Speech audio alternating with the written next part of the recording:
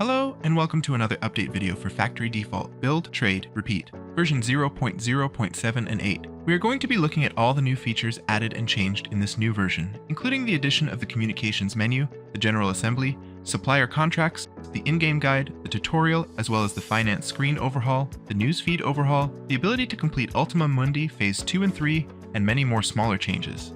Before I get too deep into it, I just want to express my thanks to those of you who have wishlisted the game so far. It means a lot to see that number go up. I suppose the first and most important pre-release update I can give is that this game is now published by MicroProse. If you play simulation or tycoon games, they need no introduction. Alright, let's get into it. I am going to go pretty fast since there is a lot to cover. First change is with the new game menu. I added 5 new countries to start your business in, so there are 20 total.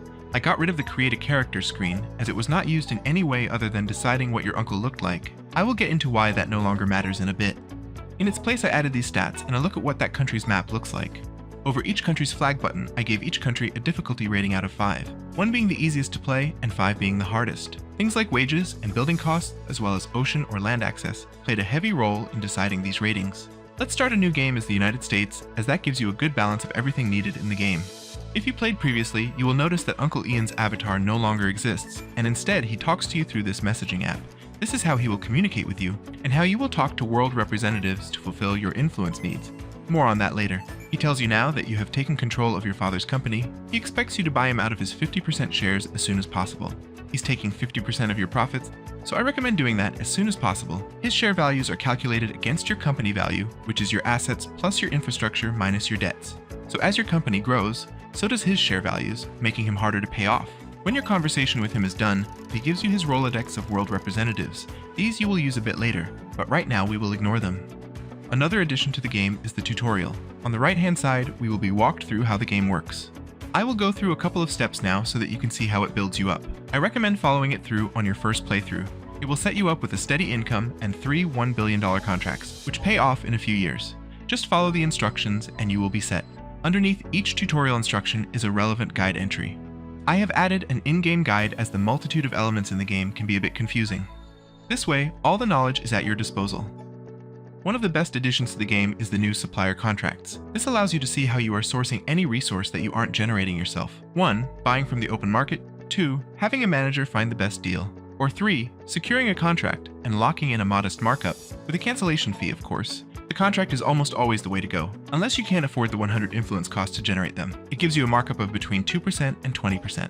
Otherwise, a manager does the job as well at a 35% markup. Just be aware that if your volumes are low, your manager could be costing you more in wages than you would be saving just buying on the open market. Auto buying without a manager or contract will cost you a 50% markup. You can take a look at the newly overhauled finance screen to get a view of how all of these expenses are adding up, and you can see exactly where every production chain is helping or hindering you. The finance screen took 90% of the weight off of the news panel, which was just a mess of every transaction you could imagine. Not very helpful at all. This way is much cleaner. That just leaves the market fluctuations, which the news panel is still responsible for. This will tell you when there is an item or entire market flux, and will even show a red notification bubble if one of the news stories is about a country you have any buildings in. This new news panel will also write an article if you have warehouses overflowing without a manager to auto-sell them. This is important to fix as soon as you see it. That is pure lost revenue. Throughout the game, you will find that influence is harder and harder to maintain. Once you reach that point, you might want to take a look back at the Communications menu. You can talk to any one of these representatives, and after you grease the wheels, you are able to buy influence from them. 100, 1,000, 10,000, etc. at a time. Every time you buy will be tenfold the cost and output, so spread out your conversations in the early game. We're still not done with the Communications menu, but we should first talk about Antarctica. This was a tricky one, because in real life there are laws that protect Antarctica from everything this game is about. To get around that, you are going to have to ask the General Assembly for permission to exploit Antarctica's resources. It won't be easy. Some nations will be okay with it, but most are going to want you to convince them. Money, influence, research, or even items to get them on your side. At the cost of 10,000 influence, you can hold a vote. If you pass, you can now build in Antarctica. If you fail, you will have to have a talk with some of those no votes and get them on your side. We are still not done with the Communications menu. We will be back. I added the items necessary to get the Ultima Mundi Phase 2 complete, which is a company town, as well as Phase 3 complete, which is a space elevator. One of the things you need to build the space elevator is permission from the world. That's right, we are back at the Communications menu, where you are going to be asking the reps to vote in favor of you building the space elevator. Beyond the space elevator is Phase 4, the space station. That's for the next update. Okay, that's it for the big additions and changes to the game. The rest of this video will be about the quality of life and smaller changes, the first of which is byproducts. Now, most raw resources and a few refined resources produce byproducts that you can use in other recipes, or you can just sell. These new recipes offer alternative ways to get resources that you might otherwise have dedicated buildings for. Environmental impact buildings now have a research tree. You will need to complete the appropriate research before you can build each building type, similar to the way that power plants work. Speaking of research, you can now complete prerequisites from the library instead of having to navigate away and try and find the prerequisites in the research tree.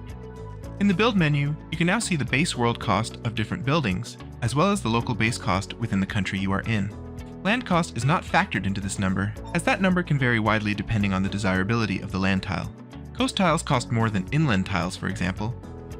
Also in the build menu, when upgrading or painting, you now get an indication telling you the level of a building. While not terribly useful, it can help you find the cheapest building to upgrade at a glance, if you are trying to squeeze out just a little bit more production. Within the production building pop-up, I have adjusted the manager section to read more like the actual manager screen. This way you can hire a manager for all outputs from this one spot rather than have to track it down in the manager screen. A quick addition in the contracts menu, one that I think will make things a lot easier. There is now a little red indication over a contract item if that item is something that you do not have unlocked through research. If you are low on research points, you can overlook these contracts in favor of contracts you can take on right away. Moving on to some UI additions and accompanying toggles. Bottom right, we have the new main menu button. This just brings up the main menu. Before, the only way to do this was with the escape key. My soft goal is to make this game playable with just the mouse, so it was important to have a button. We've got the new in-game guide button, the new general assembly button, the new communications button. The next 6 are helpful toggles. The first being a focus button, which blocks out all tiles not within the currently locked country. Likely the most helpful toggle of the game, as it minimalizes distractions and really gives you an idea how much space you have within a country. This is bound to the F4 key and can obviously be customized to whatever you like. Next is a toggle of the newly added transport labels. The little label above transport vehicles that tell you where it started, where it is going, and what it is carrying. When there is a lot of trade happening, these labels can be distracting, so it can be nice to turn it off. Following that is the toggle for the transport vehicle itself. Again, if you find all the moving vehicles distracting or disorienting, you can turn them off. Next is the country resource generation panel. This is just a pop-up panel that shows what is happening within a country. This will only appear if you are far enough away from the globe that the build menu is hidden. This is handy if you are looking for something in particular, but otherwise can get in the way. It is off by default. After that is a toggle for the resource generation pop-ups above buildings. This is another effort to remove clutter. If you are in a country with a lot of buildings and you are having trouble seeing what tiles are free, you can toggle this to make the little resource indicators disappear. This is bound to the F3 key. Last of the toggles is the country label toggles. If you are like me and don't need the country names over their locations, turning this off gives you a much cleaner map to work with. If you find yourself forgetting what a certain country is, you can hover over it and see the name on the top. Or if you want to navigate to a country but can't remember where it is, you can hit the tab key and search for it. Toggling the labels is also bound to the F2 key. On the far left corner, we have the new solar system menu. None of these other planets and moons are implemented yet, but they will be unlocked, and needed throughout the Ultima Mundi phases. Lastly, we have some game options that should help you fine-tune your play experience. We have a FPS limiter, if you are into that, FOV adjustment, and zoom and rotation sensitivity sliders. That does it for this update video. This has been Factory Default, Build, Trade, Repeat, version 0.0.8. If Factory Default is a game that you would like to play, for now you can give it a wishlist on Steam, and you'll be the first to know when the game becomes available. Until then, this has been Chet. Take care.